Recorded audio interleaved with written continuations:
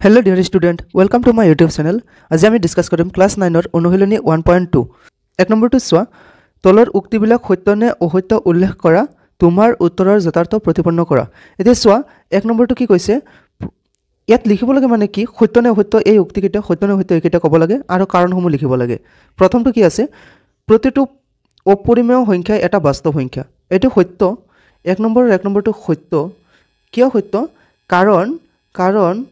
পৰিমেয় আৰু অপৰিমেয় সংখ্যা মিলিয়েই বাস্তৱ সংখ্যা হয় গতিকে আটাইবোৰ অপৰিমেয় সংখ্যাই বাস্তৱ সংখ্যা হয় কাৰণ অপৰিমেয় সংখ্যাসমূহ বাস্তৱ সংখ্যাত ভিতৰতে থাকে তো এটো আমি এনেকা লিখিব পাৰিম যে কাৰণ পৰিমেয়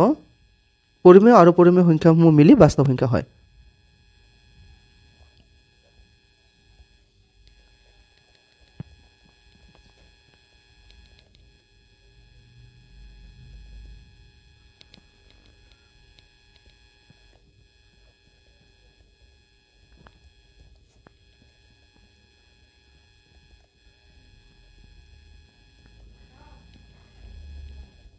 এতিয়া 2 নম্বৰটো চোৱা সংখ্যা ৰেখাৰ প্ৰতিটো বিন্দুৱে √m আৰ্হিৰ য'ত m এটা স্বাভাৱিক সংখ্যা এটো অসত্য কাৰণ সংখ্যা ৰেখাৰ প্ৰতিটো বিন্দু √m আৰ্হিৰ নহয় আৰু m এটা স্বাভাৱিক সংখ্যা নহব পাৰে কাৰণ সংখ্যা ৰেখাৰ গোটেইসমূহ সংখ্যাই স্বাভাৱিক সংখ্যা নহয় কিছুমান সংখ্যা আছে -1 -2 এবিলাক স্বাভাৱিক সংখ্যা নহয় তো 2 নম্বৰটো আমি এটো লিখিব পাৰো অসত্য কাৰণ -2 -3 -4 ইত্যাদি এইবোৰ স্বাভাৱিক সংখ্যা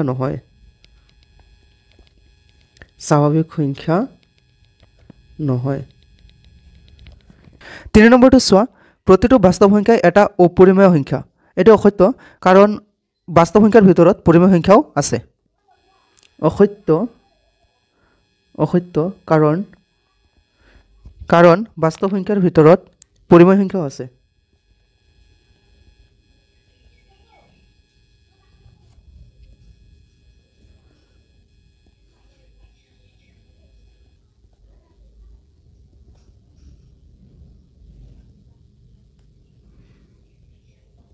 দুই নম্বৰটো চোৱা সকলো ধনাত্মক অখণ্ড সংখ্যাৰ বৰ্গমূল অপৰিমেয় নে যদি নহয় তেনেহলে এটা সংখ্যাৰ উদাহৰণ দিয়া যাৰ বৰ্গমূল এটা পৰিমেয় এটো সকলো ধনাত্মক অখণ্ড সংখ্যাৰ বৰ্গমূল অপৰিমেয় নহয় কাৰণ চোৱা √4 2 এতিয়া √4 2 হয় 2 এটা পৰিমেয় সংখ্যা 2 এটা কি হয় পৰিমেয় সংখ্যা 3 নম্বৰটো কি হয় চোৱা সংখ্যা ৰেখাত কি দৰে √5 সূচিত কৰিব পাৰি দেখুৱা এতিয়া আমি সংখ্যা ৰেখাত √5 দেখুৱাম চোৱা √5 সংখ্যা ৰেখাত দেখাব লাগে এতিয়া চোৱা এইটো সংখ্যা ৰেখা এই সংখ্যা ৰেখাৰ মাজত আমি √5 উপস্থাপন কৰিব লাগে এতিয়া √5 আমি জানো যে √5 টো √4 বা √9 ৰ মাজত থাকিব তাৰ মানে √4 মানে হৈছে 2 আৰু √9 মানে হৈছে 3 তাৰ মানে সংখ্যা ৰেখাৰ 3 আৰু 2 আৰু 3 ৰ মাজত থাকিব √5 টো এতিয়া আমি এইখিনিত এটা এটা লম্ব ল'ব পাৰো ও আৰু ধৰি ললো এটো ও বিন্দু আৰু এটো ধৰি ললো আমি এ বিন্দু সংখ্যা ৰেখাৰ এটো এ বিন্দু ধৰি ললো এতিয়া ও আৰু এ বিন্দুৰ ওপৰত আমি এটা লম্ব ল'ব পাৰো 2 এককৰ এটা লম্ব ললো কাৰণ যেহেতু 2 ৰ পিছতে আমাৰ আহিব √5 টো গতিকে আমি 2 এককৰ এটা লম্ব ললো এই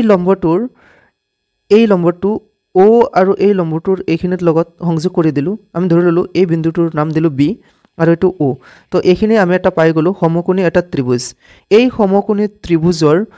OB এইখিনি OB ৰ মানখিনি আমি উলাম পাইথাগোৰাছৰ সূত্ৰ ব্যৱহাৰ কৰি OB ৰ মান উলাই দিম OB ৰ মান যিমান উলাব OB ৰ মান অফ কোৰ্স √5 উলাব আৰু এই √5 টো সংখ্যা ৰেখাত আমি উপস্থাপন কৰি দিম এতিয়া চোৱা এইখিনিত এই ত্ৰিভুজ OAB ৰ OA ৰ মান হৈছে কিমান 1 একক আৰু AB ৰ মান হৈছে কিমান 2 একক এতিয়া চোৱা এইখিনিৰ পৰা আমি পাইথাগোৰাছৰ সূত্ৰ ব্যৱহাৰ কৰি O আৰু B ৰ মান নিৰ্ণয় কৰিম পাইথাগোৰাছৰ সূত্ৰ ব্যৱহাৰ কৰি আমি পাও OB = √OA² AB স্কোয়ার মানে কর্ণ ইজিক্যাল রুট ওভার ভূমি স্কোয়ার প্লাস লম্ব স্কোয়ার ইজিক্যাল OA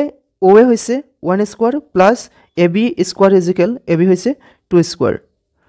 এতিকে ইয়াত 1 square equal 1 plus 2 square equal 4 1 plus 4 equal 5 গতিকে ইয়াত OB equal root over 5 OB equal root over 5 হৈ গ'ল এইখিনিত আমি কি লিখিব পাৰোঁ OBৰ মান কিমান ওলাইছে মানে কৰ্ণৰ মান ওলাইছে আমাৰ ৰুট ওভাৰ 5 এতিয়া আমি কম্পাছৰ সহায়ত OB সমান ব্যাসাৰ্ধ লৈ কম্পাছেৰে সংখ্যা ৰেখাৰ এইখিনি বিন্দুত আহি কাটিব যিমান কাটিব এইটো কম্পাছৰ সহায়ত তোমালোকে কৰি চাবা এইখিনিত এই বিন্দুত আহি কাটিব এই বিন্দুটোক আমি ধৰিলো ডি বিন্দু এই ডি বিন্দুতেই ৰুট ওভাৰ 5 সংখ্যা ৰেখাত উপস্থাপন কৰা হ'ল এইখিনিৰ অংকনখিনি যদি তোমালোকে লিখা তেনেহলে অংকনখিনি এনেকা লিখিব পাৰা অংকনখিনি তোমালোকে চাই লবা আৰু লিখি লবা গোটেইখিনি এতিয়া আমি ৰুট ওভাৰ 3 আৰু ৰুট ওভাৰ 2 খিনি ট্ৰাই কৰিম ইয়াত চোৱা এক্সাম্পলত আছে এটা ৰুট ওভাৰ 2 সংখ্যা ৰেখাত উপস্থাপন এতিয়া ৰুট ওভাৰ 2 সংখ্যা ৰেখাত উপস্থাপন কৰিবৰ কাৰণে প্ৰথমত আমি এনেকুৱা এটা সংখ্যা ৰেখা লম এই সংখ্যা ৰেখাৰ ইয়াত আমি 0 ইয়াত 1 2 3 -1 -2 এনেকুৱা কৰি x dash x এইখিনিৰ আমি ধৰি লওঁ যে ABCD এটা ইয়াত ধৰি লম আমি যে ধৰু ABCD এটা বৰ্গ আৰু ইয়াৰ প্ৰতিটো বাহু এক একক ইয়াত আমি এটা বৰ্গ ধৰি ললো এনেকুৱা আৰু ইয়াৰ প্ৰতিটো বাহু এক একক বুলি ধৰি ললো এফালে এক গোটেইফালে এক একক বুলি ধৰি ললো তো এই বৰ্গটোৰ নাম দিলো OABC এইখিনিৰ পৰা এতিয়া আমি OB এটা কৰ্ণ ললো ABCD বৰ্গৰ OB হৈছে কৰ্ণ এতিয়া OBৰ মান ওলাবৰ কাৰণে আমি কৰ্ণৰ মান যেতিয়া ওলাব যাম পাইথাগোৰাছৰ সূত্ৰ ব্যৱহাৰ কৰি আমি মান ওলাম এতিয়া চোৱা পাইথাগোৰাছৰ সূত্ৰ ব্যৱহাৰ কৰি বা পাইথাগোৰাছৰ উপপাদ্য অনুসৰি আমি পাওঁ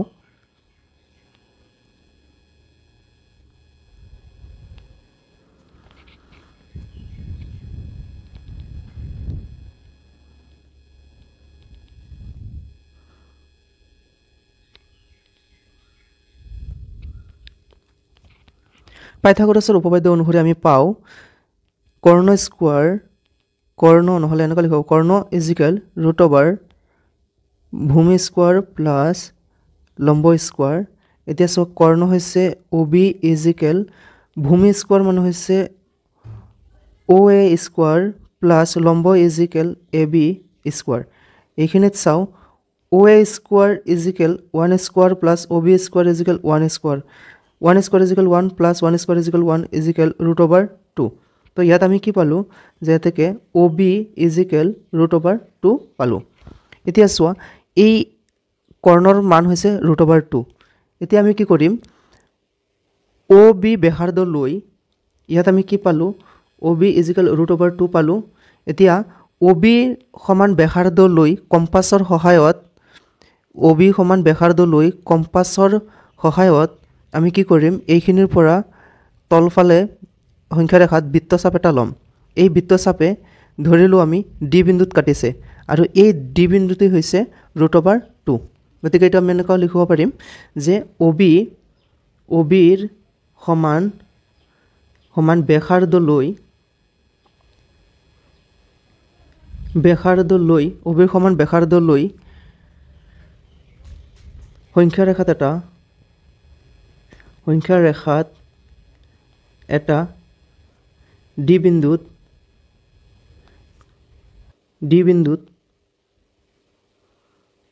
কটাকটি কৰিছে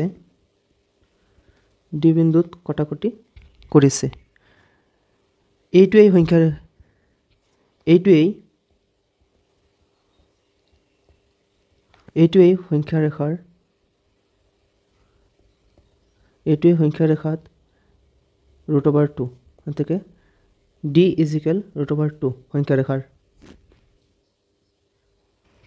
আৰু এটা এক্সাম্পল চাবা ৰুট ওভাৰ 3 সংখ্যা ৰেখাত দেখাব লাগে এতিয়া এই মাত্ৰ ৰুট ওভাৰ 2 যেনেকা সংখ্যা ৰেখাত দেখালো √2 নিচিনা √3 একেই হয় সেমে হয় এতিয়া চোৱা √2 তোমালোকে জানাই তাৰপিছত √2 খিনি লিখি ল'বা যি মানখিনি আছে এইখিনি লিখি ল'বা তাৰপিছত √3 খিনি কেনেকা হ'ব চোৱা এই OB আছে নহয় এই OB কৰ্ণ এই কৰ্ণৰ ওপৰত এতিয়া আমি এটা লম্ব ললো লম্ব এক একক দৈৰ্ঘ্যৰ এটা এনেকুৱা এটা লম্ব ললো এই লম্ব ধৰিলো এইখিনিৰ মান এইখিনিক আমি C বুলি ধৰি ললো আৰু C আৰু O সংযোগ কৰি দিয়া হ'ল এতিয়া চোৱা এইখিনি এটা কি হৈ গ'ল এটা সমকোণী ত্ৰিভুজ হৈ গ'ল মানে OBC এটা সমকোণী ত্ৰিভুজ হৈ গ'ল OBC এটা ত্ৰিভুজ হৈ গ'ল সমকোণী ত্ৰিভুজ হ'ল এতিয়া এই সমকোণী ত্ৰিভুজৰ পৰা পাইথাগোৰাছৰ সূত্ৰ ব্যৱহাৰ কৰি আমি পাওঁ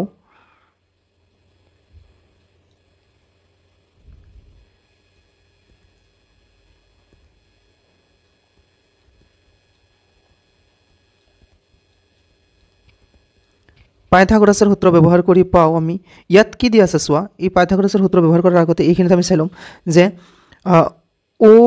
এইখিনি চোৱা OB √2 আৰু BC 1 একক তাৰপিছত আমি ওলাব লাগে OC কৰ্ণৰ মান ওলাব লাগে এতিয়া চোৱা কৰ্ণ √2 ভূমি স্কোৱাৰ প্লাছ লম্ব স্কোৱাৰ কৰ্ণ OC ভূমি আছে আমাৰ ইয়াত ভূমি স্কোৱাৰ OB √2 আছে √2 স্কোৱাৰ প্লাছ লম্ব আছে 1 স্কোৱাৰ এতিয়া চোৱা ইয়াত √2 কাৰণে স্কোৱাৰ কাট ইয়াত থাকি যাব আমাৰ 2 প্লাছ 1 স্কোৱাৰ 1 2 প্লাছ 1 3 ইয়াত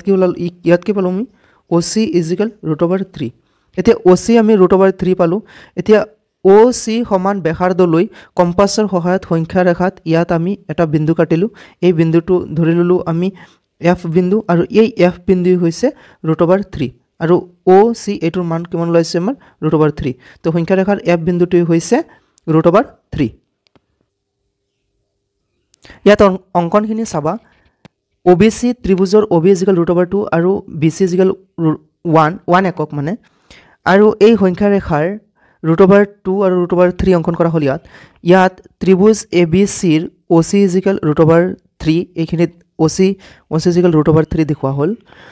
OC ৰ সমান ব্যাসাৰ্ধলৈ কম্পাছৰ সহায়ত OC ৰ সমান এইখিনিত ব্যাসাৰ্ধলৈ কম্পাছৰ সহায়ত আমি কি কৰিলো এইখিনিত চাবা OC ৰ সমান ব্যাসাৰ্ধলৈ আমি কি কৰিলো F বিন্দুত কাটাকুটি কৰা হল এইফালে সংখ্যা ৰেখাৰ F বিন্দুত আমি কাটিলো আৰু এই F বিন্দুটোই √3 দেখুৱাইছে তো তেক আমি ক'ব পাৰো যে সংখ্যা ৰেখাৰ F বিন্দুটি হৈছে √3